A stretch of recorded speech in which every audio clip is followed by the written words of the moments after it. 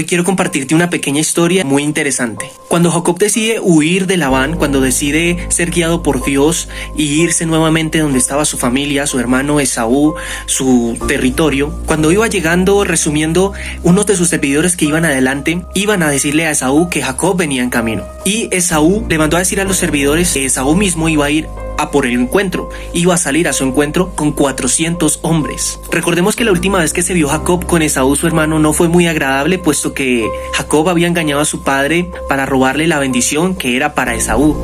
Esaú desde esa última vez sintió mucho odio y dice la palabra que lo quería matar, y por eso es que Jacob decidió huir a donde Labán. Es por eso que esta parte de la historia es bastante tensionante, puesto que queremos saber cómo es el encuentro de estos dos hermanos y cómo iba a terminar. Por supuesto, cuando Jacob le dijeron sus servidores que Esaú venía él mismo a recibirlo con 400 hombres, dice la palabra que tuvo mucho miedo de que viniera a matarlos y empezó a separar dos grupos por si Esaú venía a matarlos, iba a tener que atacar a uno primero y el otro grupo podía huir. Dice que aquella noche tomó a sus dos mujeres, sus siervas, sus hijos y pasó el vado de Jacob. Los tomó pues, hizo pasar el arroyo a ellos y todo lo que tenía, y Jacob se quedó absolutamente solo. Aunque la Biblia no lo dice específicamente, podemos concluir que Jacob pasó la noche ahí, pero no la pasó durmiendo, sino la pasó orando. Y aunque la Biblia no lo especifica, sabemos que todo tiene un propósito, y que Jacob se haya quedado solo esa noche no fue por casualidad. Dios quería tener un momento a solas con Jacob. Sabía que estando con los siervos, sabía que estando con la esposa, con sus hijos, iba a ser muy difícil tener un momento de intimidad con él, y por eso creó un momento para que él estuviera solo. Jacob hizo una oración muy importante y muy lógica para nosotros, y es: Señor, si me trajiste acá, tú me dijiste que iba a estar bien, tú me dijiste que si volvía a mi tierra todo iba a ser fructífero. No puede ser que Esaú me vaya a matar, no lo dejes. Pero tengo mucha angustia, y evidentemente Jacob tenía mucha angustia y no podía creer que el Señor lo haya llevado allá diciéndole que iba a estar bien. La situación mostraba que iba a morir. Y en Génesis capítulo 32, que es esa historia que les estoy hablando, pero más precisamente en el versículo 23, 24, 25, es donde dice la palabra que un hombre llega y lucha con Jacob. Dice su palabra: así que quedó Jacob solo y luchó con él un varón hasta que saliera el sol.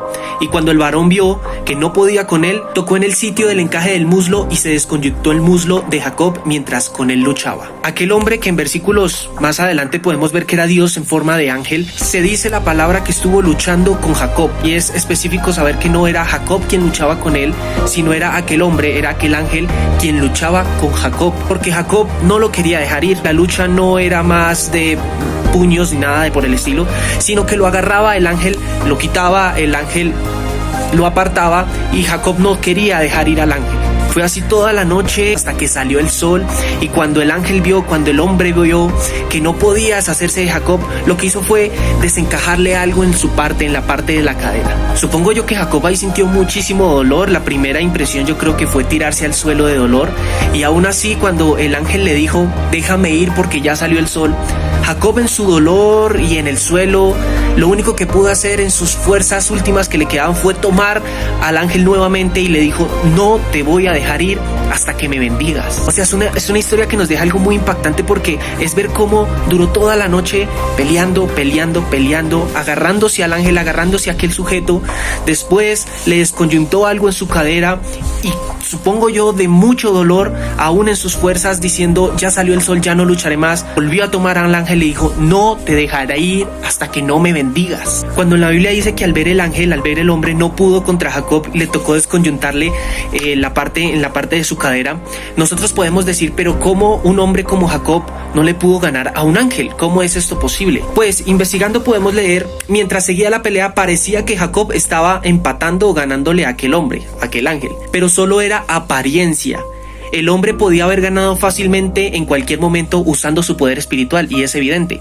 Aparentemente Jacob estaba ganando la pelea, Jacob estaba empatando la pelea, pero era simplemente porque era un propósito. Si aquel hombre hubiera querido ganar, gana fácilmente utilizando su poder espiritual. Muchas veces nosotros, en nuestro orgullo, en nuestra ira, podemos sentir que podemos contener a Dios cuando es pura apariencia. Puede que veas que a un hombre o una mujer que está en rebelión contra Dios, puede que le parezca que le está yendo bien en su vida, pero Dios puede ganar la pelea en cualquier momento. Él solo permite que la pelea continúe por un propósito que tiene en específico. Cuando el ángel vio que Jacob no desistió y que finalmente se cumplió el propósito por el cual Dios permitió esa situación, se le acercó y le dijo: ¿cuál es tu nombre? Y Jacob, yo creo que en sus pensamientos se le vino cuando engañó a su diciéndole que era Esaú. Tal vez también sentía vergüenza de decir que se llamaba Jacob, puesto que Jacob significa mentiroso, tramposo, y sentía mucha vergüenza, pero sin embargo lo admitió y dijo: me llamo Jacob. Y es interesante y maravilloso ver cómo el ángel le dice: no, a partir de ahora ya no te llamarás Jacob, te llamarás Israel. Israel, que significa Dios gobierna. En esta conversación el ángel, por supuesto, también le dijo: es algo no menos importante, puesto que has luchado contra Dios y contra los hombres y has prevalecido, te llamarás Israel. Otro fragmento que se puede contradecir, porque no es que Jacob haya vencido a Dios de una manera en la que creemos que lo venció. En otras versiones cambian la palabra vencer con prevalecer, y fue justamente lo que hizo Jacob. Prevaleció toda la noche, aún en su dolor de su cadera prevaleció y dijo: no dejaré ir al ángel hasta recibir esta bendición.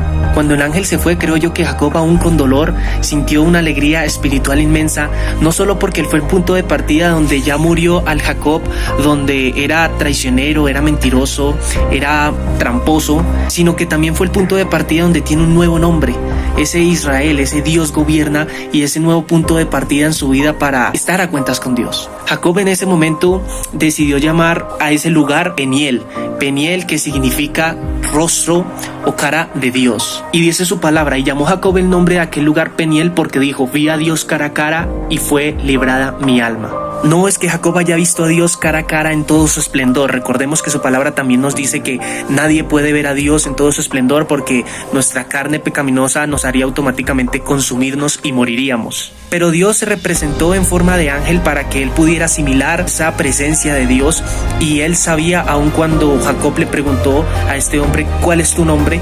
Dice la palabra que él le dice: ¿por qué me preguntas mi nombre? Jacob en su corazón ya sabía quién era. Después de esto, Jacob terminó cojeando, pero creo que hasta eso era un símbolo, y hasta esa cojeada le iba a hacer recordar ese momento donde su vida fue cambiada por completo. Podemos deducir que después de este momento se reunió con todos, y fue cuando empezó a cruzar y a encontrarse con su hermano Esaú, ya con un corazón descansado, con un corazón en paz, no atemorizado de que lo iban a asesinar, no atemorizado de que su hermano Esaú lo iba a matar, sino ya después de ese encuentro fue algo donde él sintió una paz que solo Dios da. Y es ahí donde debemos entender que Dios primero tenía que hacerle pasar esa noche, ese momento, tenía que cumplir ese propósito en Jacob para posteriormente luego sí reunirse con Esaú. Jacob tenía que pasar ese proceso de preparación, de morir a su vida antigua de Jacob y tener esa vida nueva de Israel. Y justo así fue como sucedió. Y es importante como reflexión para nuestra vida diaria que así como Jacob se aferró al ángel y no lo dejaba ir, hasta que lo bendijera, así mismo tenemos que ser nosotros, aún en medio del dolor, aún en medio de las noches oscuras, aún en medio de la adversidad. Debemos agarrarnos a las bendiciones y decir: no me voy a rendir hasta ser bendecido, no me voy a rendir hasta salir de esta situación, no me voy a rendir hasta tener victoria en mi vida. Podemos ver que aquel que prevalece es el que tiene la victoria, es el que tiene esa vida nueva, es el que tiene esa nueva oportunidad, es el que se pone a cuentas con Dios. No importa tu pasado, si tú decides prevalecer en el Espíritu, tendrás una vida nueva para ser feliz, gozoso y triunfador. Bendiciones.